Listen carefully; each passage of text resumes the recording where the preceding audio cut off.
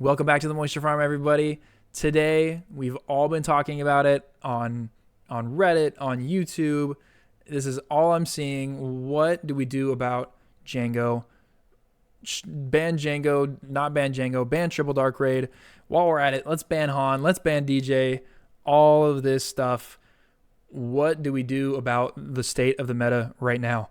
And specifically, what do we do if they don't ban Jango? Because logistically, as of recording, it's April 1st. We have a sector qualifier this weekend in Denver. The update that they're supposed to give to us should take place this Friday, like during Denver, right? So they can't just drop this on the Denver players, right? Completely just errata and void 26% of people's decks, right? So maybe they'll make an announcement, after this date, Jango will no longer be valid. But the reality is that we have a lot of major competitions. The first sectors, we just had the Milan sector. That's why we're all freaking out. We have Denver. We have, I think it's like Virginia or West Virginia or something. Then we have like regionals in Minnesota, all, like every other week for the next month or so. So I think while we're all expecting FFG to do something, there is a part of this where we have to realistically think, like, what if they don't do anything? How do we react? If we don't just want to play a mirror matchup for 9 hours, what do we do? So that's what this is going to be about, more so than just whether or not Jango should get banned. I think a lot of us have seen this image right here. This is the chart, the meta pie chart from Milan. Yeah, Jango is stupid percentage right now. Cunning is just so good in this game right now. It's so multifaceted, tempo and control, right?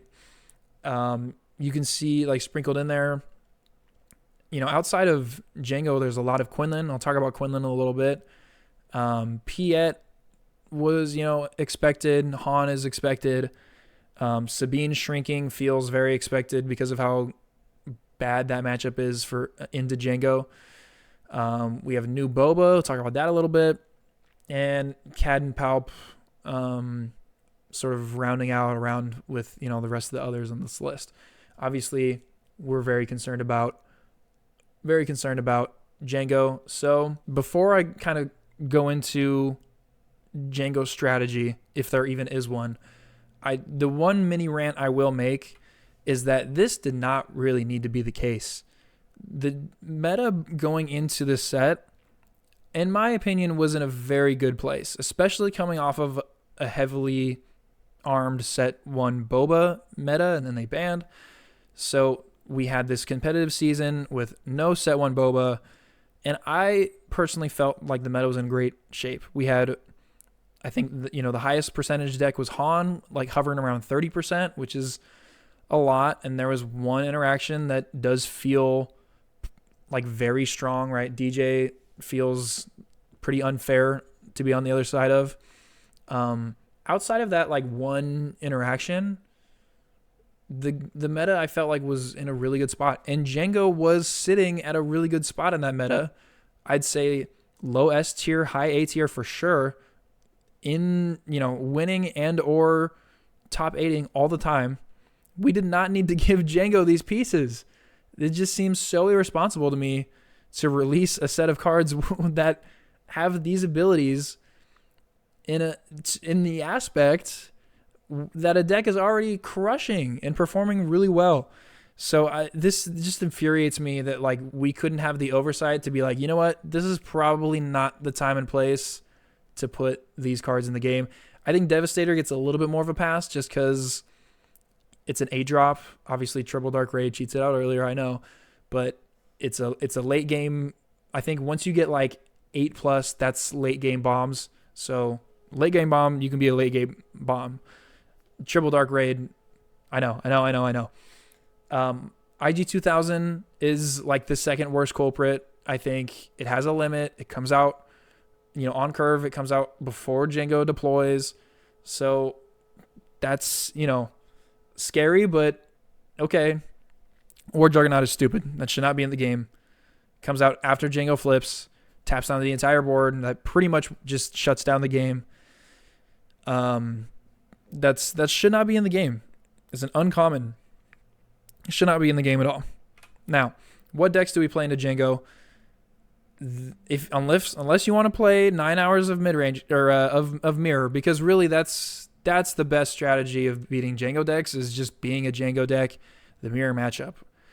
That is super boring for me. I do not want to go play 9 hours. Like, just to be competitive, to play 9 hours of mirror matchup is not what I'm trying to do. If you do not want to do that, like me, this is where I think you have some of the best game.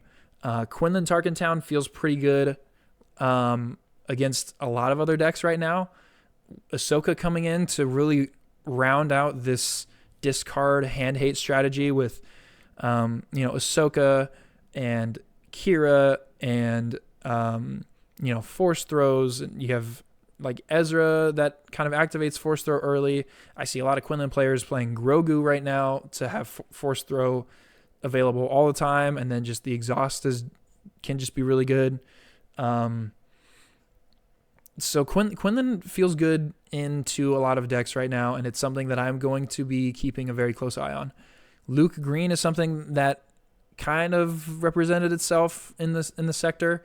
I think like shields into Jango is good. I think it can be very circumstantial, like trying to set up a whole board with shields that kind of just play around Jango that can be a tough ask, but like on paper, it makes sense for that being a decent matchup for you.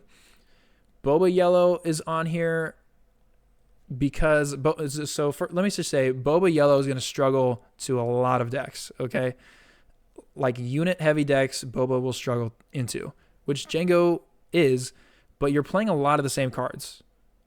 Like you're in the same shell, you're playing a lot of the same. It almost feels like a mirror matchup, with the difference obviously being that your leaders are doing different things, and whatever cards you don't share in your deck list, Boba is just going gung-ho on this indirect damage thing, right?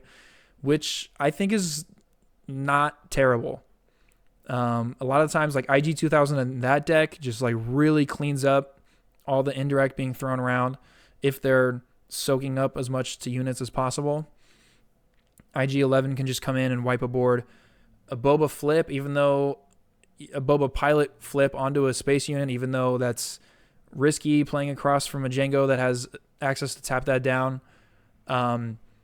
Sometimes that board control, if you have a hand where you're ready to really come in and take the board over, that can be really strong. A lot of times indirect damage just kind of keeps the race like toe to toe, and then you can like I said, you're playing the same cards as they do a lot of the time, and so timely plays, I think Boba does not have like a horrible matchup into Jango. He does have a horrible matchup into a lot of other decks.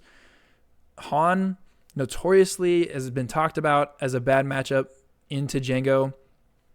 I think there's such a skill gap with Han. If you're a really good Han player, I think you can navigate around a lot of Jangos.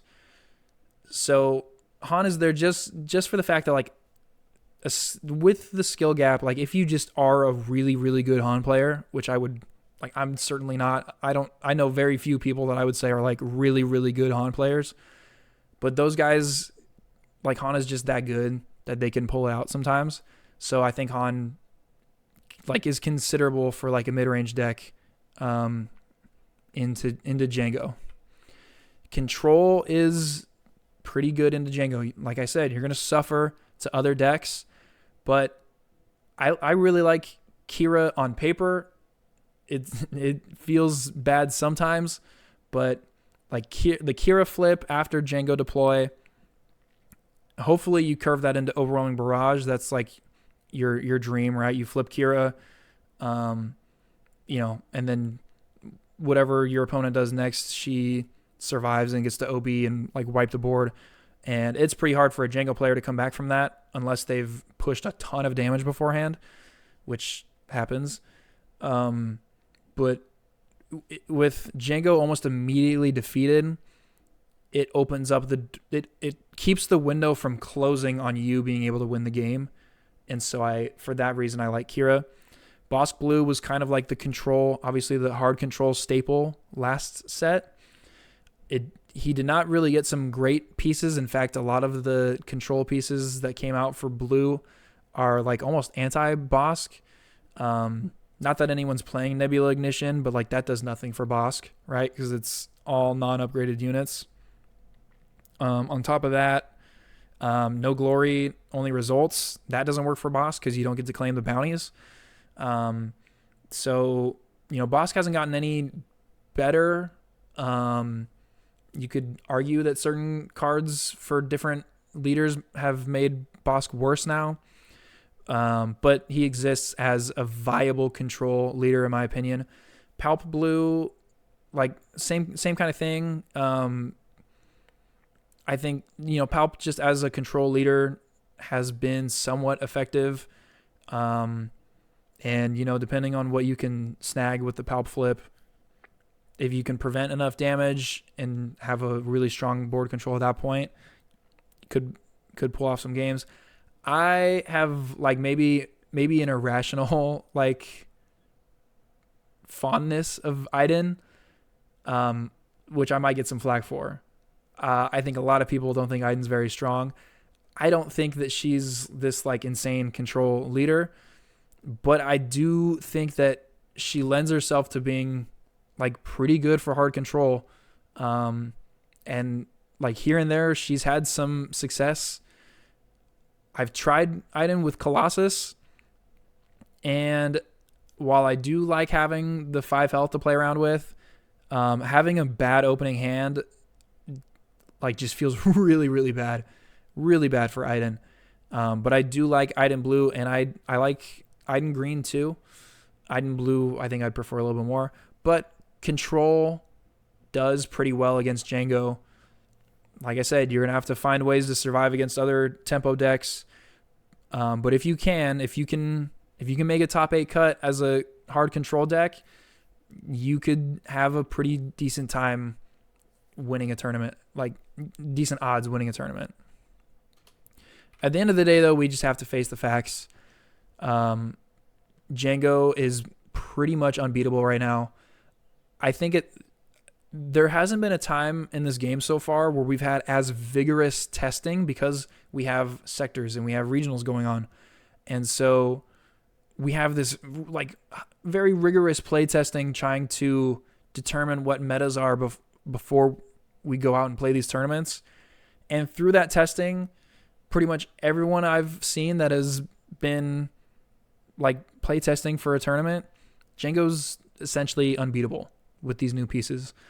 So if you look at the numbers, these tournament numbers in comparison to Boba, there are a lot of similarities. Arguably, Jango is even more oppressive as a tournament force.